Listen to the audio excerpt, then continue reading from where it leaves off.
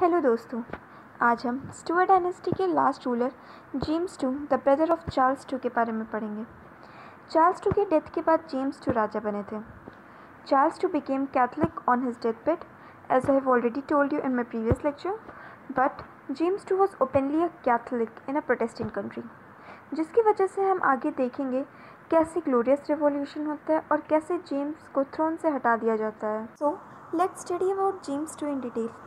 James II was born on 14th October 1633 at St. James Palace in London. James second बेटे थे kings Charles one and Henrietta Maria के। He was made the Duke of York in January 1644। जब 1642 में civil war start हो गई थी England में, तब जेम्स को ऑक्सफोर्ड सिटी में भेज दिया गया था और फिर जेम्स तब तक वहाँ थे जब तक ऑक्सफोर्ड सिटी 1646 में सरेंडर नहीं हो गई थी। After which he was moved to St. James Palace by the Parliament, जहाँ से जेम्स 1648 में भाग गए और फ्रांस चले गए अपनी माँ के पास।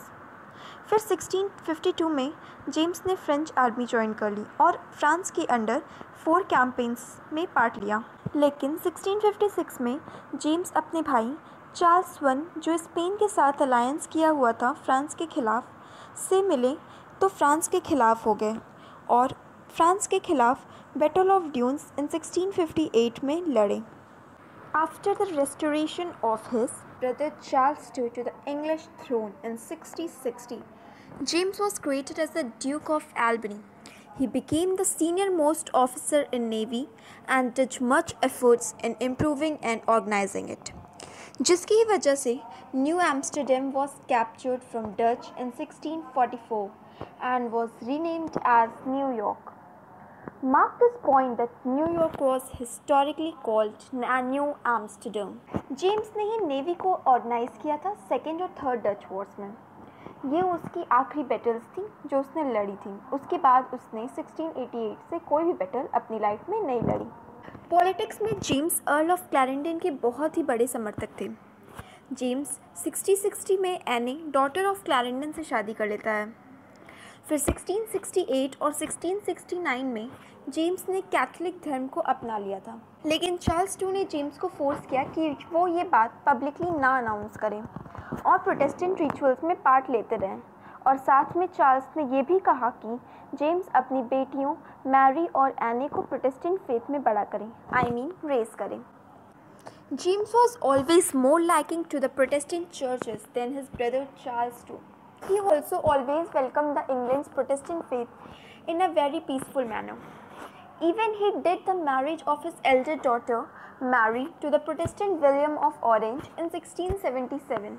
जेम्स अपनी लाइफ में प्रोटेस्टेंट चर्च के स्पोक्स पर्सन भी रह चुके थे। वो पार्लियामेंट और मोनार्की पे अपने व्यूज़ बिना किसी पक्षपात के रखते थे और लोग उसका सम्मान भी करते थे। चार्ल्स के पास कोई भी बेटा ना होने की वजह से पार्लियामेंट जेम्स को अपना भावी राजा समझ रहा था।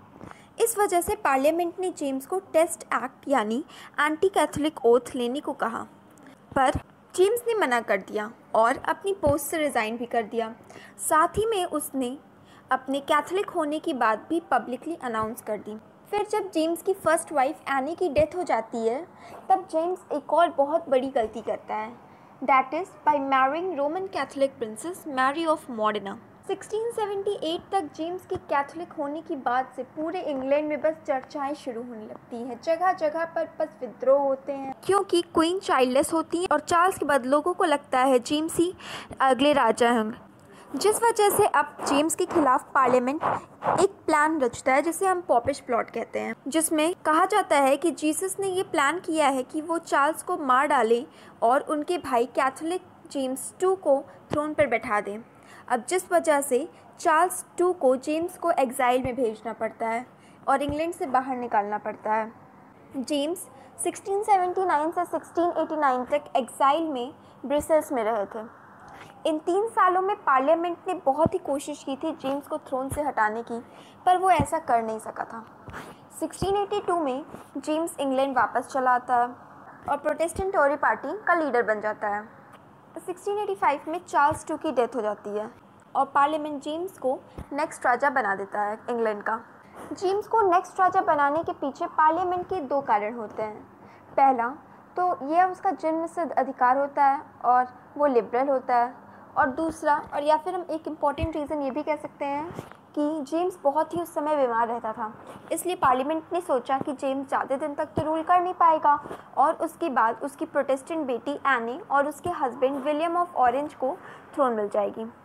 अब जिस वजह से पार्लियामेंट ने जेम्स को थ्रोन पर बैठा दिया। 1685 में राजा बनने के बाद जेम्स की पहली पार्लियामेंट में मिलती है, जहाँ पर जेम्स को बहुत सारी इनकम देने की फैसला होता है। लेकिन 1685 के लास्ट तक में ड्यूक ऑफ मैमथ, जो कि चार्ल्स टू का इलेजिटिमेट सन होता है, वो इंग्लैंड में जेम्स के खिलाफ विद्रोह कर देता है, क्योंकि उसका मानना होता है कि चार्ल्स टू के सन होने की वजह से वो राजा बनने के योग्य है, उसका इंग्लैंड के थ्रोन पे अधिकार है। लेकिन जेम्स इन विद्रोहों को ख़त्म करने में कामयाब हो जाता है। अब जिसके बाद जेम्स अपनी आर्मी से सारे प्रोटेस्टेंट ऑफिसर्स को निकालकर कैथोलिक ऑफिसर्स को भर्ती करवा देता है, क्योंकि उसे विश्वसनीय लोग चाहिए होते हैं अपने आर्मी में, इसलिए वो प्रोटेस्टेंट्स के ऊपर विश्वास नहीं करता है और कैथोलिक ऑफिसर्स को उनकी जगह अपॉइंट कर लेता है। अब जिस वजह से पार्लियामेंट जेम्स का विद्रोह करता है, लेकिन 1687 तक जेम्स सारे प्रोटेस्टेंट ऑफिसर्स को निकालकर कैथोलिक ऑफिसर्स को उनकी जगह अपॉइंट कर देता है। यहाँ तक कि जेम्स प्रोटेस्टेंट अर्ल ऑफ क्लैरेंटन को भी उनकी पोस्ट से निकाल देता है।